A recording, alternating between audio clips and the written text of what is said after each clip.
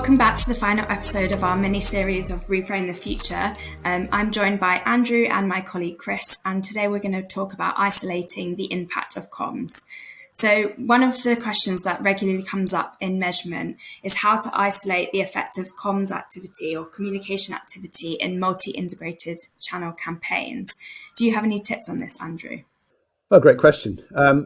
If we go back to COVID time, a great example there is where quite early on, Google started to share data about people's actual location and mobility.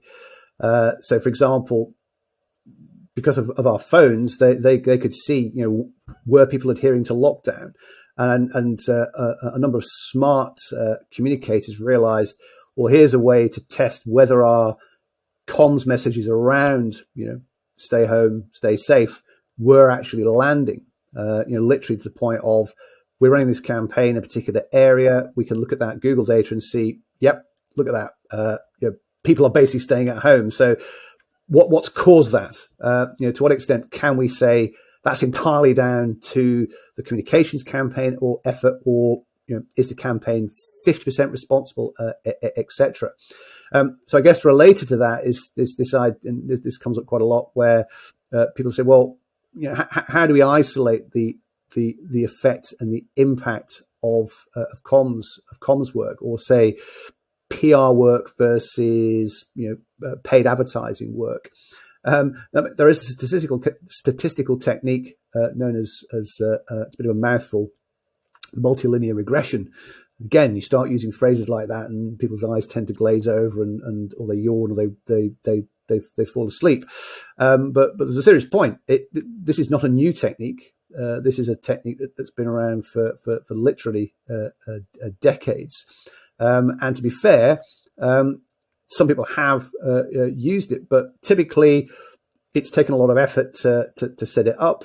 Although ostensibly, even just armed with a simple Excel spreadsheet, in principle, you could carry out that kind of analysis. People kind of rarely do. To cut a long story short, it's a statistical technique which says, just by inputting the numbers, statistics can imply whether or not there is some kind of potential kind of correlation between one set of numbers, say the results from various different marketing channels and campaigns, and an output such as a health outcome or whatever.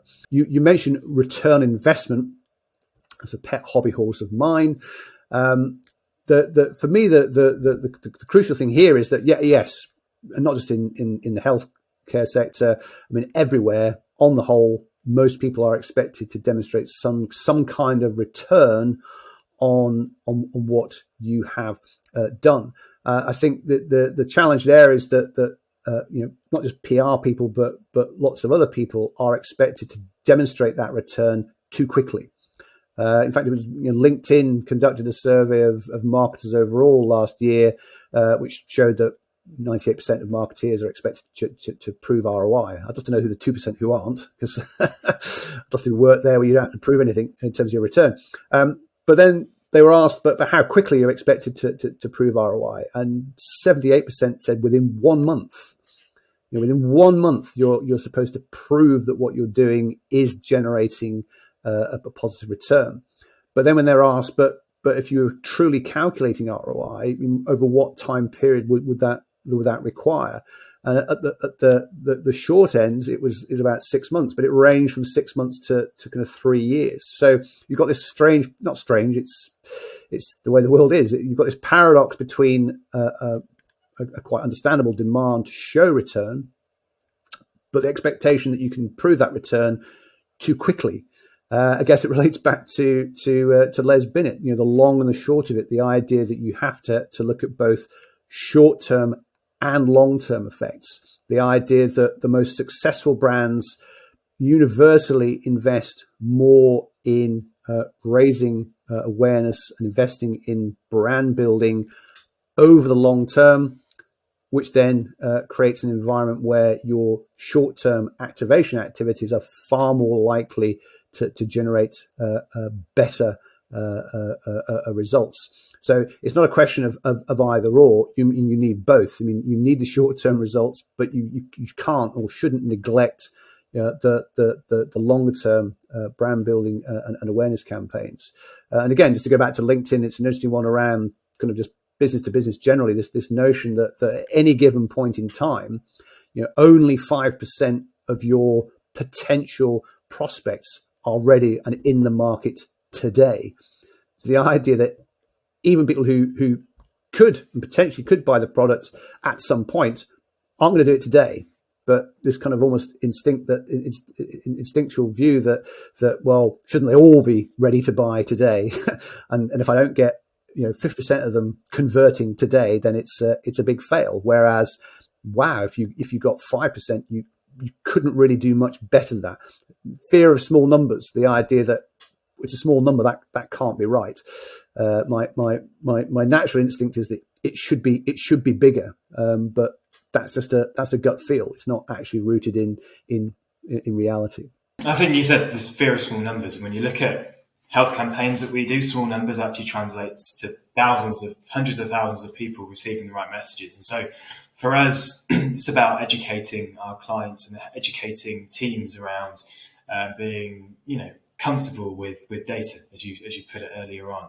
And for us, it's also just thinking more generally that it's about generating awareness that drives action and inspires action. And you brought up Les Binet there around long-term brand building activity that leads to successful organisations. And I think the same could be said for healthcare campaigns. They're not going to activate overnight. We need time to be able to think about, look at the data and, educate our teams and clients about what we might need to do next. That brings us to the end of this mini-series with Andrew. It's been really brilliant to be able to chat with you. I will definitely be coming away from these sessions with some great learnings on measurement and how we can truly show the impact of our work. I agree, Anna. This has been a fantastic lesson on what measurement really means to our work. Our clients ask for it, but I think more often than not, we as an industry do try to cut corners when it comes to showing the success of our programs. I mean, I even saw a brief the other day with the term AVE in it as recently as September. So, for campaigns in health to make a real difference to the lives of people we're trying to reach, we need to invest time in understanding who we're trying to reach, what we want them to do, and when we want them to do it. And for us communicators to feel proud of the work we do, we need to prove our work has made a difference. We should never be afraid of reminding you that you cannot manage what you don't measure. Andrew, any final tips from you?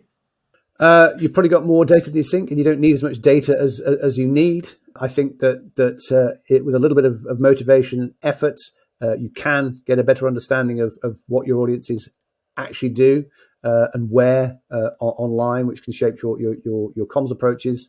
And the actual cost of doing measurement well is no longer really a valid excuse for not attempting to do it at all.